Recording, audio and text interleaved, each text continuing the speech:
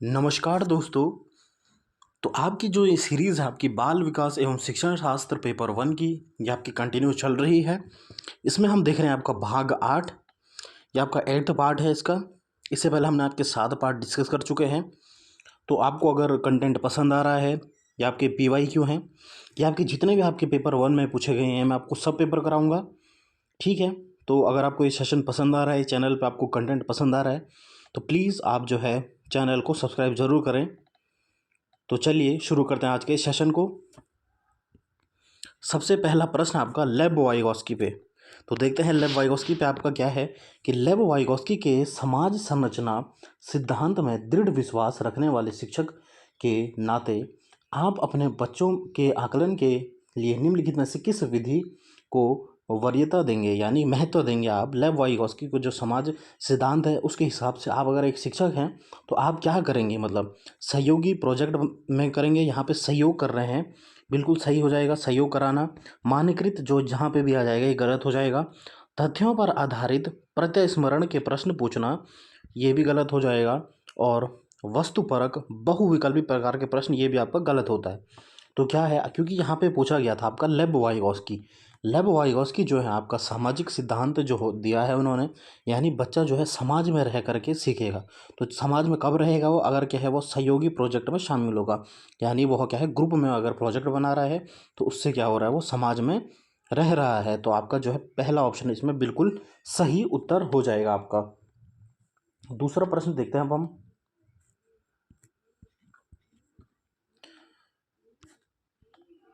निम्नलिखित में से कौन सी विशेषता प्रतिभावान शिक्षार्थी की है। आपको बताना है कि जो प्रतिभावान विद्यार्थी होते हैं उनकी आपकी कौन सी विशेषता होती है। देखते हैं हम ऑप्शन को। वह आक्रामक और कुटित हो जाता है, बिल्कुल गलत। आक्रामक होगा वो बच्चा नहीं। यदि कक्षा की गतिविधियां अधिक चुनौतीपूर्ण नहीं होती है तो वह कम प्रेरित अनुभव करता है और उब जाता है, बिल्कुल सही। ये आपका बिल्कुल सही है यहाँ पे कि वह बच्चा क्या है, उब जाता है। आपका जो प्रतिभावान विद्यार्थी है उसके लिए जो एक शिक्षक को है अलग अपना जो है एक जो करिकुलम है उसको एक अलग देना पड़ेगा। उसको चुनौतीपूर्ण जो है प्रश्न पूछने पड़ेंगे, और अगर उसे ऐसा नहीं दिया जाएगा तो वो बच्चा क्या है, बोर हो जाएगा क्लास में। तो यही ऑप्शन आपका सही है। तीसरा भी देख लेते हैं हम कि वह बहुत ही तुनक मिजाज होता है, बिल्कुल गलत हो जाएगा। तुनक मिजाज नहीं होता है। वह रस्मी व्यवहार करता है, जैसे हाथ हथवाना, डोलना आदि, ये बिल्कुल गलत बात है। आपका जो है दूसरा ऑप्शन ही सही हो जाएगा कि हमें क्या है, अगर जो है उसकी जो कक्षा में होगी चुनौतीपूर्ण, उसे हम प्रश्न नहीं बनाएंगे, ऐसा नहीं देंगे, हम उसे इजी टास्क देंगे, इजी क्वेश्चन देंगे, तो क्या है बच्चा क्या है, उब जाएगा जो आपका प्रतिभावान शिक्षार्थी होगा। तो आपका ऑप्शन जो है इसमें दूसरा आपका सही हो जाएगा। तीसरा प्रश्न देख लेते हैं अब हम। विद्यार्थियों में संप्रयात्मक विकास को प्रोत्साहित देने के लिए निम्नलिखित में से कौन सी विधि सबसे प्रभावी होगी। तो चलिए देखते हैं अब हम। पुरानों तथ्यों से किसी संदर्भ के बिना नए प्रत्ययों को अपने आप समझा जाना चाहिए, बिल्कुल गलत हो जाएगा ये। कि आप क्या है, पुराने जो आपके तथ्य हैं, जो आपके पुराने प्रत्यय हैं उसके संदर्भ में बिना कोई नए तर्क प्रत्यय के आप क्या है समझा रहे बच्चों को, ये गलत हो जाएगा। याद करने के लिए कहकर याद करना जहाँ पे भी आएगा ये गलत हो जाएगा। विद्यार्थियों को बहुत से उदाहरण देना और उन्हें तर्क शक्ति का उपयोग करने के लिए प्रोत्साहित करना, है बिल्कुल सही। ये आपका सही होता है, प्रोत्साहित करेंगे हम बच्चों को। आपका चौथा ऑप्शन देख लेते हैं हम। जब तक विद्यार्थी में वांछित संप्रदायात्मक परिवर्तन ना हो जाए तब तक दंड का उपयोग करना, दंड का उपयोग गलत हो जाएगा। याद करना गलत हो जाएगा। तो आपका थर्ड ऑप्शन इसमें सही हो जाएगा कि हम विद्यार्थियों को बहुत से उदाहरण देंगे और उससे क्या उनकी तर्क शक्ति का उपयोग करेंगे और उससे क्या है प्रोत्साहित करेंगे। हम उसे हतोत्साहित नहीं करना है, हमें शिक्षार्थी को दंड नहीं देना है, याद करने के लिए नहीं कहना है, ठीक है। तो आपका जो है तीसरा ऑप्शन इसमें बिल्कुल आपका सही हो जाएगा। अगला प्रश्न आपका विकास का, ये आपका हो जाएगा विकास का सिर पदाभिमुख दिशा सिद्धांत व्याख्या करता है कि विकास एक प्रकार आगे बढ़ता है। आपका जो है सिर पदामुख जो आपका सिद्धांत होता है वह कहता है आपका विकास जो होता है, सपोज एक बच्चा है तो विकास आपका कहाँ से कहाँ तक होता है, सर से पैर तक होता है, ठीक है। तो यहाँ पे हो जाएगा आपका तीसरा ऑप्शन ही इसमें सही हो जाएगा कि जो शीर्ष पदामुखी आपका सिद्धांत होता है वह बताता है कि बच्चे का जो पहले सिर पर अपना नियंत्रण होता है उसके बाद यह है, उसके बाद हाथों पैरों पर नियंत्रण होता है, यानी विकास जो है सर से लेकर पाँव तक जाता है आपका सिर पदाभिमुख दिशा सिद्धांत में। ठीक है, ये आपको याद रखना है, कहीं बार पूछा भी गया आपका। अगला देखता हम, पांचवा प्रश्न आपका, भाषा विकास के लिए सबसे संवेदनशील समय निम्नलिखित में से कौन सा है? जन्म पूर्व का समय नहीं, मध्य बचपन का समय नहीं, वयस्कता नहीं, प्रारंभिक बचपन का समय बिल्कुल सही है आपका। प्रारंभिक बचपन का समय जो होता है आपका, जब बच्चा जो है 3 से 7 वर्ष तक का होता है, ये आपकी जो है संवेदनशील अवस्था होती है आपकी भाषा सीखने की बच्चे के लिए। ठीक है, तो इसमें जो है आपका चौथा ऑप्शन सही हो जाएगा। अगला प्रश्न है कि एक 6 वर्ष की लड़की खेलकूद में असाधारण योग्यता का प्रदर्शन करती है, उसके माता पिता दोनों ही खिलाड़ी हैं, उसे नित्य प्रशिक्षण प्राप्त करने भेजते हैं और सप्ताहांत में उसे प्रशिक्षण देते हैं। बहुत संभव है कि उसकी क्षमताएं निम्नलिखित दोनों के बीच परस्पर प्रतिक्रिया का परिणाम होगी, यानी एक लड़की जो है वह खेलकूद में अच्छी है और उसके माता पिता भी खिलाड़ी हैं, तो उसमें क्या है, यह क्या है, उसमें भी यह गुण आएंगे। तो ये किसका आपका किसकी वजह से उसमें ये गुण आ रहे हैं, देख लेते हैं अब हम। आनुवांशिकता और पर्यावरण बिल्कुल सही, वृद्धि विकास नहीं, स्वास्थ्य परीक्षण नहीं, अनुशासन और पौष्टिकता नहीं। उसमें क्या है आपकी आनुवांशिकता यानी हेरिडिटी, और पर्यावरण मानी इन्वायरमेंट।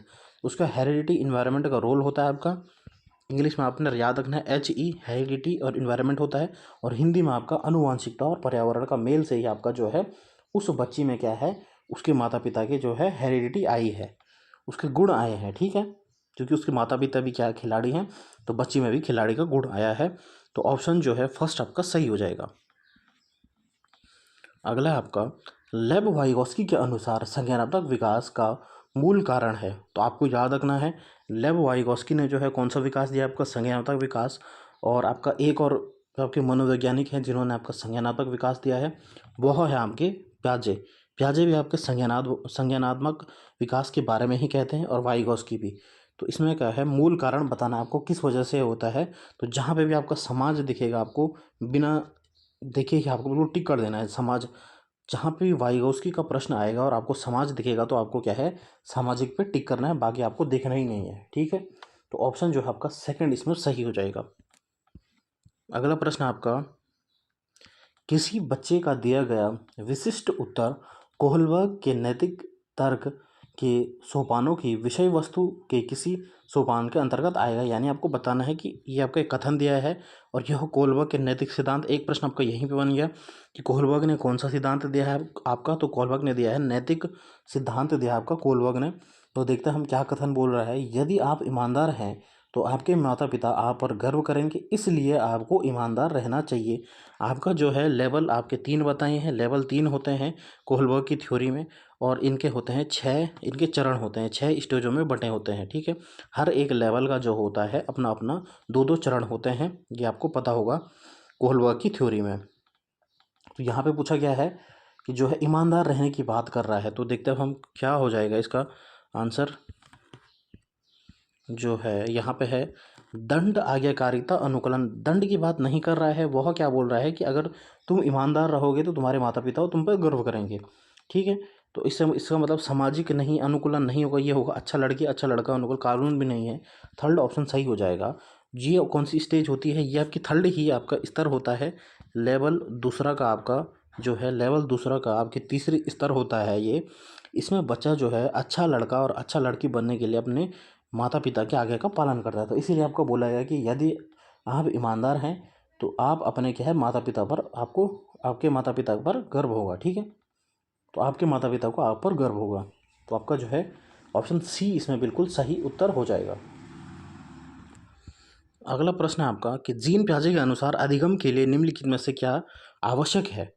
अब जीन पियाजे क्या है, संज्ञानवादी हैं, तो वो क्या कहते हैं कि शिक्षार्थियों के द्वारा पर्यावरण की सक्रिय खोजबीन करते हैं बच्चे, बिल्कुल सही। जो आपके प्याजे हैं वह क्या है, खोजबीन, यानी आपका जो है लर्निंग बाय डूइंग पे, कि क्या है बच्चा करके सीखेगा, उस पर आपका प्याजे विश्वास करते हैं।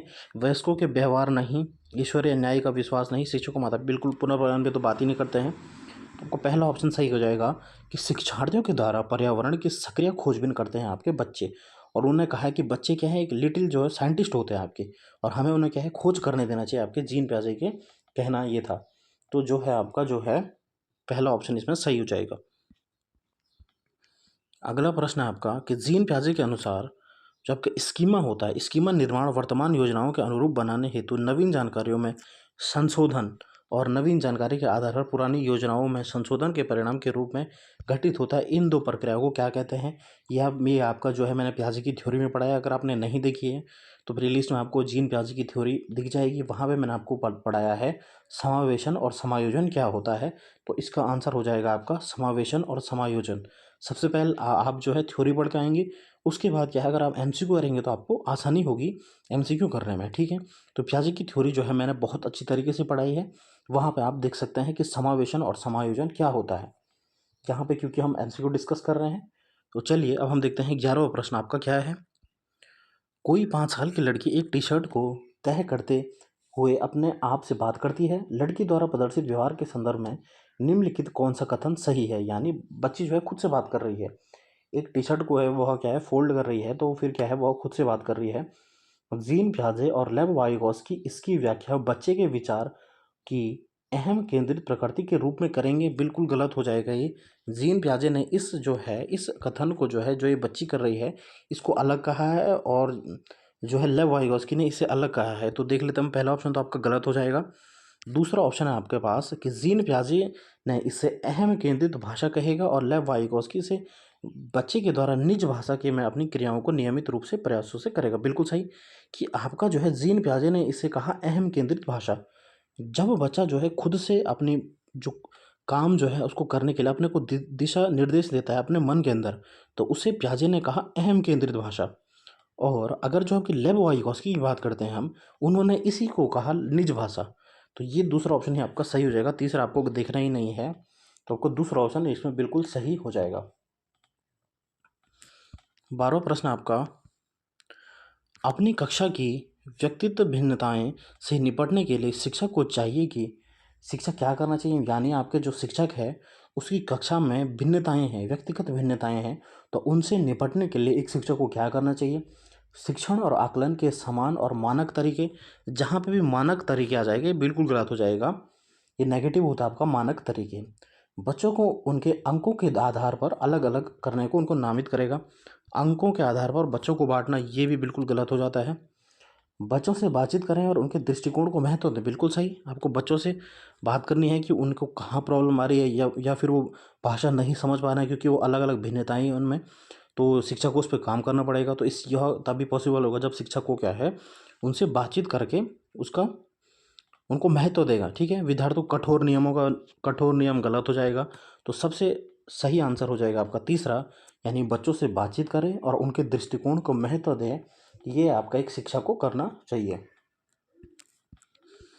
अगला है आपका 13वां प्रश्न आपका, निम्नलिखित में से कौन सा उदाहरण प्रभावशाली विद्यालय की प्रथा का है? निरंतर तुलनात्मक मूल्यांकन, तुलना करनी है बच्चों में, तुलना नहीं करनी है, गलत हो जाएगा। शारीरिक दंड भी गलत हो जाएगा। फिर है व्यक्तिगत सापेक्ष अधिगम, ये बिल्कुल सही है। और प्रतिस्पर्धा भी गलत हो जाएगा, यानी कंपटीशन कराना है बच्चों में, कंपटीशन नहीं कराना है हमें, बच्चों को दंड नहीं देना है, उनकी क्या है किसी से तुलना नहीं करनी है, अंकों के हिसाब से उन्हें नहीं बांटना है, ठीक है, उनको वर्गीकृत नहीं करना, ये सब आपके नेगेटिव होते हैं। हमें क्या है उनकी व्यक्तिगत सापेक्ष अधिगम को बढ़ावा देना है। तो आपका ऑप्शन इसमें तीसरा आपका सही हो जाएगा। फिर आपका 14वां प्रश्न है, किसी प्रगतिशील कक्षा की व्यवस्था में शिक्षक एक ऐसे वातावरण को उपलब्ध कराकर अधिगम को सुगम बनाता है। कैसा वातावरण आपके शिक्षक जो है उपलब्ध कराता है? एक क्या है आपका प्रगतिशील कक्षा में, ठीक है, खोज को प्रोत्साहन देता है, ये आपका सही लग रहा है कि खोज को प्रोत्साहन देगा। नियामक करेगा, गलत हो जाएगा। नियम बनाएगा, गलत हो जाएगा। अभी बोला मैंने कि नियम नहीं बनाना है। समावेशन को हतोत्साहित करना, हतोत्साहित करेगा तो गलत हो जाएगा। आवृत्ति को बढ़ावा देगा, तो इसमें जो आपका सबसे बेटर ऑप्शन जो हो जाएगा वो हो जाएगा आपका ऑप्शन जो है पहला आपका सही हो जाएगा कि खोज को आपका शिक्षक जो है प्रोत्साहित करेगा। तो ऑप्शन फर्स्ट आपका सही हो जाएगा इसमें। 15वां प्रश्न आपका कि हार्वर्ड गार्डनर का बहुबुद्धि सिद्धांत सुझाता है कि आपका हार्वर्ड गार्डनर ने आपको गार्डनर की थ्योरी भी मैंने आपको पढ़ाई है। आपके हार्वर्ड गार्डनर ने जो है 8 प्रकार की बुद्धि के बारे में बात करी है। तो इसमें क्या है हर बच्चे को प्रत्येक विषय 8 भिन्न तरीकों से पढ़ाया जाना चाहिए ताकि सभी बुद्धि विकसित हो। ये आपका गलत हो जाएगा। हावर्ड गार्डनर ने ऐसा नहीं बोला है कि आप 8 तरीकों से पढ़ाओ बच्चों को। उन्होंने बोला है बच्चों में क्या है 8 प्रकार की बुद्धि होती है। ये आपका गलत हो जाएगा। पहला ऑप्शन आपका गलत हो गया है। फिर हम देखते हैं कि बुद्धि को केवल, जहाँ पे भी केवल आ जाएगा ये गलत हो जाएगा। बुद्धि लब्धि परीक्षा से निर्धारित किया जा सकता है, बिल्कुल गलत। और केवल जहाँ पे भी आ जाएगा गलत हो जाएगा। थर्ड ऑप्शन देखते हैं हम, शिक्षक को चाहिए कि विषय वस्तु को वैकल्पिक विधियों से पढ़ाने के लिए बहुबुद्धियों को एक रूपरेखा की तरह ग्रहण करें। बिल्कुल सही, आपका ये सही हो जाएगा कि शिक्षक को क्या करना है कि जो आपकी विषय वस्तु हैं उनको क्या है बहुबुद्धि के रूप में देखना है आपको। ठीक है, क्षमता भाग्य है और एक अवधि के भीतर नहीं बदलती, ये आपका नहीं होगा।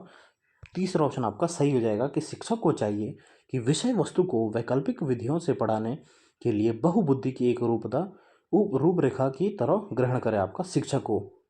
ठीक है, तो ऑप्शन जो है आपका तीसरा इसमें सही हो जाएगा। आगे बढ़ने से पहले मैं आपको कहना चाहता हूँ कि अगर आपको ये सेशन पसंद आ रही है तो प्लीज़ आप एक लाइक और शेयर का बटन ज़रूर करें और सब्सक्राइब करें चैनल को। तो चलिए देखते हम 16 प्रश्न आपका क्या है। विशेष आवश्यकता वाले बच्चों को शामिल करना।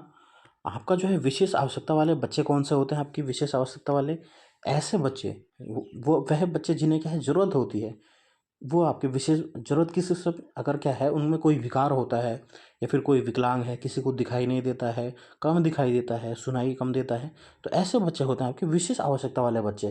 तो एक शिक्षक के रूप में आपको क्या करना चाहिए? एक काल्पनिक लक्ष्य है, नहीं, गलत हो जाएगा। जिनमें अक्षमता ना हो उन बच्चों के लिए हानिकारक है, गलत हो जाएगा।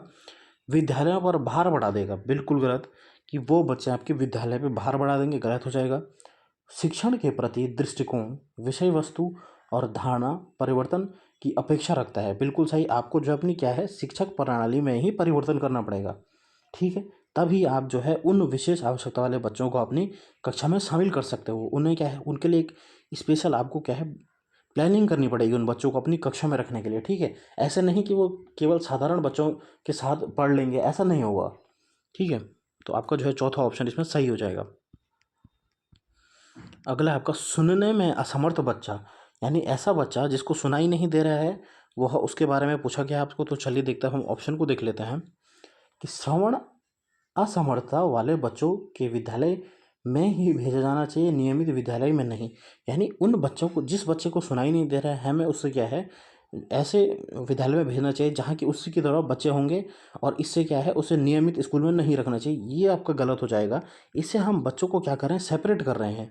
हम क्या है बच्चों को, उनको क्या है हम जो है, इससे बच्चे क्या, अगर हमने बच्चों को सेपरेट कर दिया तो उनमें क्या है कि हीन भावना आ जाएगी कि हम औरों से कम हैं, जो ऐसे बच्चे होते हैं जिनको सुनाई कम देता है। तो ऐसा नहीं करना है हमें। दूसरा प्रश्न देखते हैं, केवल, जहाँ पे भी केवल आ जाएगा ये गलत हो जाएगा, बाकी ऑप्शन आपको देखना ही नहीं है। नियमित विद्यालय में बहुत अच्छा कर सकते हैं यदि उसे उपयुक्त सुविधा और साधन उपलब्ध कराया जाए। मैंने आपको बोला जो कि विशेष आवश्यकता वाले बच्चे हैं उन्हें क्या है हम विशेष जो है उन्हें क्या है साधन उपलब्ध कराएंगे। तो ये आपका सही है बिल्कुल। नियमित विद्यालय में अपने सहपाठियों के समान कभी प्रदर्शन नहीं कर सका, बिल्कुल ये आपका गलत हो जाएगा। आपका जो है थर्ड ऑप्शन इसमें सही हो जाएगा कि उन बच्चों को हमें क्या है नियमित विद्यालय में तो रखना है, लेकिन तभी रखेंगे हम जब हम उनके लिए एक अच्छी सुविधा रखेंगे, साधन करेंगे।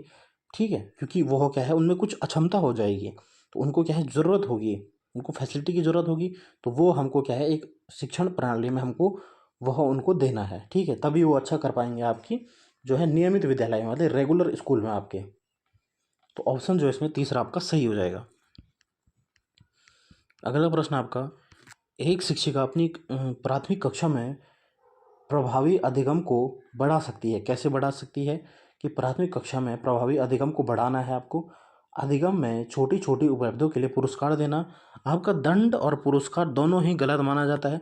अगर आप दंड देंगे तो बच्चे को भय पैदा हो जाएगा, और अगर आप पुरस्कार देंगे बच्चे को तो इसमें बच्चे में क्या लालच पैदा हो जाएगी, वो केवल आपका क्या है पुरस्कार के लिए ही पड़ेगा। कि अगर हम बच्चे को बोलेंगे कि कल आपका एक टेस्ट है और जो आपका परफॉर्म अच्छा बेटर करेगा तो आपको क्या है एक चॉकलेट मिलेगी, तो इससे बच्चे में क्या हो जाएगी, वो केवल आपका पढ़ाई के लिए नहीं पढ़ेगा, वह क्या करेगा आपका चॉकलेट के लिए पढ़ेगा, यानी पुरस्कार के लिए पढ़ेगा। तो इसमें क्या है बच्चे जो है वो लालच के उसमें आ जाते हैं, तो पुरस्कार और दंड दोनों ही गलत माने जाते हैं आपके बाल विकास में। ड्रिल और अभ्यास के द्वारा, ड्रिल जहाँ पे भी आ जाएगा और अभ्यास जो हो जाएगा, ये दोनों ही गलत माने जाते हैं आपके। ड्रिल भी आपका गलत होता है और अभ्यास भी आपका गलत हो जाता है। अपने विद्यार्थियों में प्रतियोगिता को प्रोत्साहन देकर, प्रतियोगिता बिल्कुल गलत, प्रतियोगिता नहीं करानी है। कंपटीशन जहाँ पे भी बच्चों की क्या है प्रतिस्पर्धा कराएंगे हम बच्चों में, तो दोनों बच्चे क्या है प्रतिस्पर्धा कराएंगे, तो ये आपका गलत होता है आपके। ठीक है। विषय वस्तु को विद्यार्थियों के जीवन के साथ संबंधित करना बिल्कुल सही। चौथा ऑप्शन आपका सही हो जाएगा कि हमें ऐसे विषय वस्तु का चयन करना है, ऐसा सिलेबस बनाना है कि जो बच्चों के क्या है जीवन के साथ ही संबंधित हो। ठीक है, ताकि बच्चे क्या है कनेक्ट कर पाएँ। अगर हम उसे क्या है ऐसा सिलेबस दे देंगे जो उसकी समझ में ना आए, तो इससे यह बच्चे के लिए लाभदायक नहीं होता है। हमें अपने पाठ्यक्रम को ऐसा बनाना है कि जो बच्चों के लिए क्या है लाभदायक हो। इससे क्या है हमें उसे डेली जीवन में जो आपके कार्य हो रहे हैं उससे उसको जोड़ना चाहिए।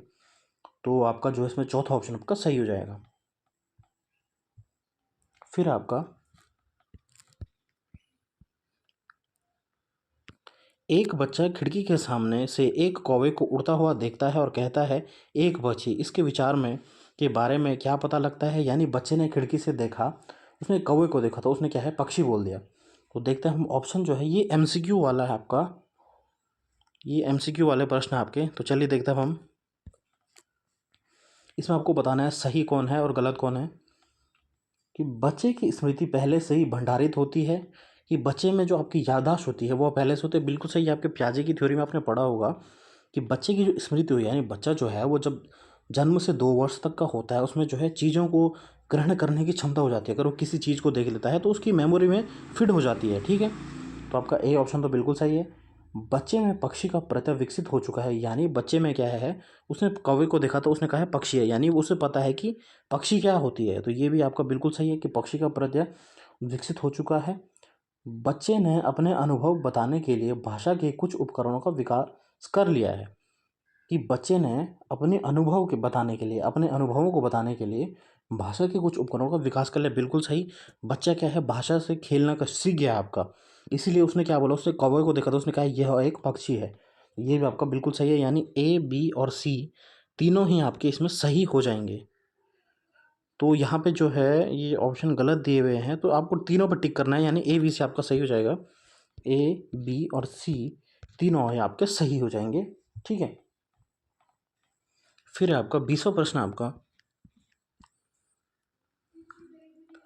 विविध प्रकार के सामाजिक, आर्थिक और सांस्कृतिक पृष्ठभूमि के बच्चों से युक्त कक्षा सभी विद्यार्थियों के अधिगम अनुभवों को बढ़ाती है। यह कथन क्या है आपका? कि बच्चे जो हैं अलग अलग समाज से आएंगे, अलग आर्थिक उनकी पृष्ठभूमि होगी, अलग अलग सांस्कृतिक वातावरण से आएंगे आपके बच्चे। तो ऐसे जो शिक्षक होता है, ऐसे जो आपकी क्लास होती है उसमें क्या हो जाएगा आपका, कि आपसे पूछा गया है गलत है। जहाँ पे भी गलत हो जाएगा ना ये आपका गलत हो जाएगा।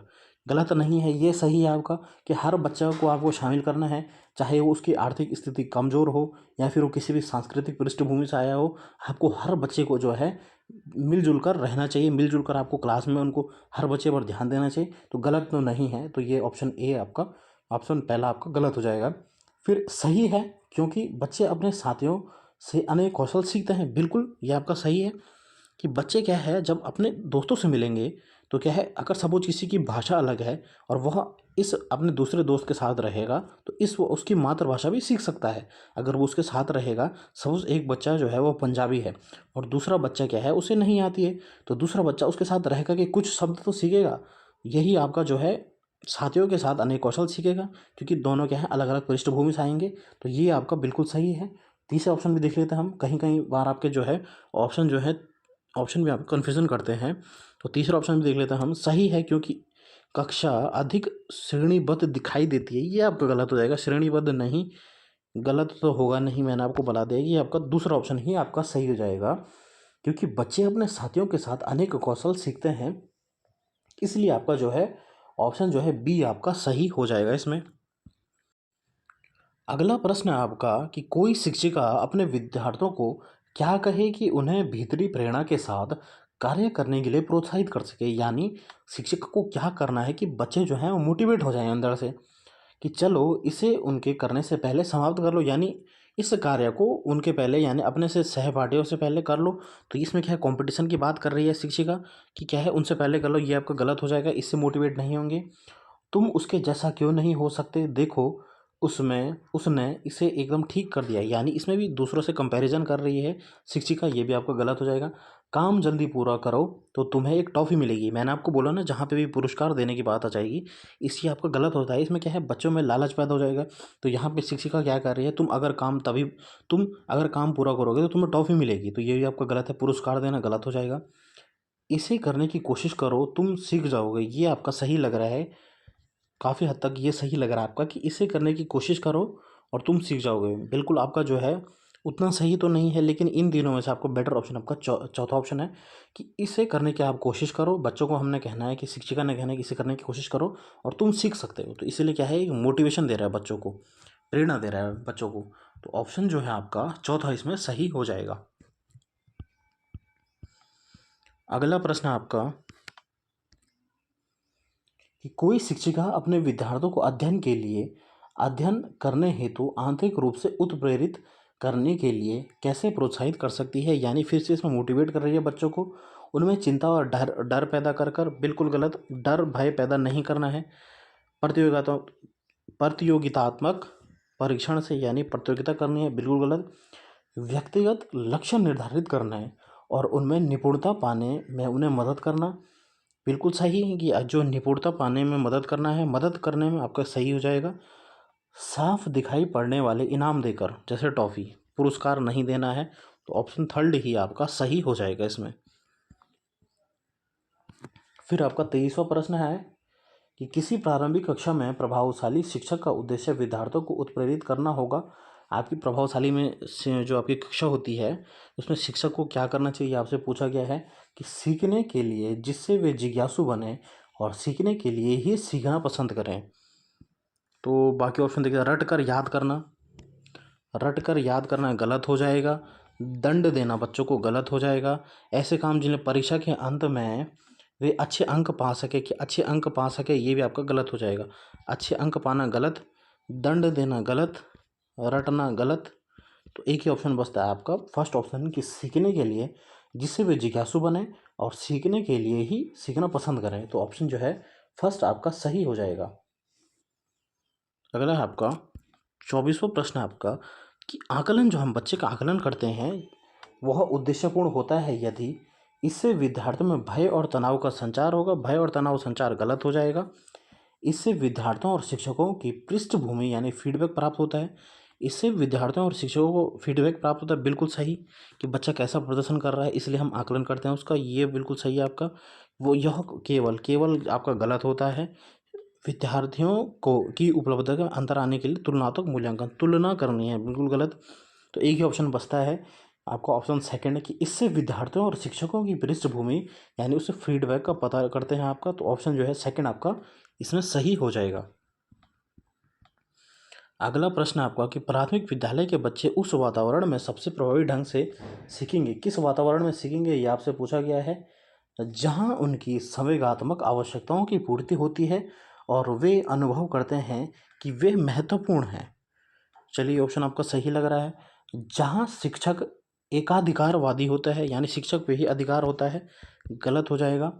जहाँ मूल रूप से पढ़ने लिखने और गणित की संज्ञानात्मक कुशलताओं पर ही ध्यान का केंद्र होता है और बल दिया जाता है, केवल इन चीज़ों पे ही बल दिया जाएगा, गलत हो जाएगा। चौथा ऑप्शन भी देख लेते हैं हम कि जहाँ शिक्षक सारे अधिगम से आगे होता है और विद्यार्थियों से निष्क्रिय कि बच्चे क्या है, निष्क्रिय होंगे, एक्टिव नहीं होंगे, सक्रिय नहीं होंगे, निष्क्रिय होंगे, तो ये गलत हो जाएगा। तो आपका पहला ऑप्शन बचता है जो कि आपका सही है कि जहाँ उनकी संवेगात्मक आवश्यकताओं की पूर्ति हो और वे अनुभव करें कि वे महत्वपूर्ण हो, यही आपका एक अच्छा वातावरण आपका प्रस्तुत करेगा आपकी प्राथमिक विद्यालय में। तो ऑप्शन जो है आपका पहला ही इसमें सही उत्तर हो जाएगा।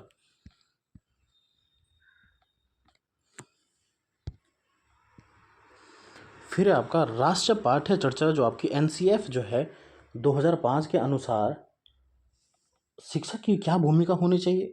सत्तावादी होना चाहिए शिक्षक को, नहीं। अधिनायकीय होना चाहिए, नहीं। अनुमति परक, नहीं। सुविधादाता, बिल्कुल सही। शिक्षक को क्या है, सुविधादाता होना चाहिए। आपका एनसीएफ जो 2005 है वो यही कहता है कि एक शिक्षक को जो है सुविधादाता, सुगमकर्ता होना चाहिए बच्चों के लिए।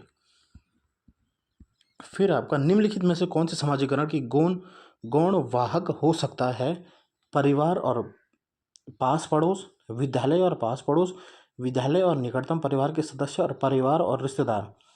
तो इसका सही उत्तर हो जाएगा समाजीकरण की गौण वाहक यानी आपका जो है इसमें विद्यालय और आपका जो है पास पड़ोस, इसमें बिल्कुल सही हो जाएगा। यानी आपके विद्यालय जो है ये आपका दूसरा एजेंट होता है आपका, और पास पड़ोस भी दूसरा, क्योंकि पहला तो आपका परिवार होता है, तो गौण वाहक आपके जो होंगे विद्यालय और पास पड़ोस। जहाँ पे परिवार जो आपका पहला होता है, परिवार आपका पहला होता है, परिवार आपका पहला होता है, तो यहाँ पे आपका परिवार नहीं है। जहाँ पे भी आपका परिवार आपका पहला समाजीकरण का एजेंट होता है आपका परिवार, और जो आपका दूसरा यानी गौण वाहक जो होता है वो आपका विद्यालय या फिर पास पड़ोस आपका होता है। तो जो है आपका दूसरा ऑप्शन इसमें बिल्कुल सही उत्तर हो जाएगा। अब आपका प्रश्न जो है 28वां प्रश्न है कि लिंग क्या है। एक जैविक सत्ता है, शारीरिक संरचना है, सहज गुण है, सामाजिक संरचना। तो लिंग जो है वो आपका सामाजिक संरचना है। 29वां प्रश्न आपका अनुसंधान सुझाते हैं कि एक विविध कक्षा में अपने विद्यार्थियों से शिक्षिका की उपेक्षा विद्यार्थियों के अधिगम पर महत्वपूर्ण जो है अनुसंधान सुझाते हैं कि एक विविध कक्षा में अपने विद्यार्थियों से शिक्षिका की अपेक्षा विद्यार्थियों के अधिगम पर महत्वपूर्ण प्रभाव छोड़ती है। एकमात्र निर्धारक गलत हो जाएगा। के संबंध नहीं है, कोई प्रभाव नहीं छोड़ती, ये आपका गलत हो जाएगा। पर महत्वपूर्ण प्रभाव छोड़ती है, बिल्कुल पहला ऑप्शन है आपका सही हो जाएगा। 30 और अंतिम प्रश्न है, ये आपका MCQ टाइप का प्रश्न है। तो चलिए देखते हैं हम। लास्ट का प्रश्न है आपका, तो इसमें है कि बच्चों के बारे में निम्नलिखित कथनों में से कौन सा सही है। बच्चे जो होते हैं निष्क्रिय होते हैं आपके, कि बच्चे जानकारी के निष्क्रिय प्राप्तकर्ता होते हैं, बिल्कुल गलत। बच्चे निष्क्रिय नहीं होते हैं, जहाँ पे भी निष्क्रिय आ जाएगा ये गलत हो जाएगा। बच्चे समस्या समाधानकर्ता होते हैं, बिल्कुल सही। बच्चे वैज्ञानिक शोधकर्ता होते हैं, बिल्कुल सही। बच्चे पर्यावरण के साथ सक्रिय अन्वेषण होते हैं, बिल्कुल सही। तो आपका जो है ऑप्शन जो है B, C और D इसमें सही हो जाएगा। यानी जो है ऑप्शन जो है आपका यही आपका सही हो जाएगा। B सही है आपका, C सही है आपका, D सही है, यानी दूसरा ऑप्शन आपका सही हो जाएगा इसमें। तो बच्चों आज हमने डिस्कस करे आपके 30 महत्वपूर्ण प्रश्न आपके बाल विकास एवं शिक्षण शास्त्र के। तो ये आपका जो है पेपर जो 2016 का पेपर है आपका, पेपर 1 का। तो इनको जो है बनाने में बहुत मेहनत लग रही है। तो प्लीज़ आपसे एक रिक्वेस्ट है कि आप चैनल को सब्सक्राइब जरूर करें। धन्यवाद।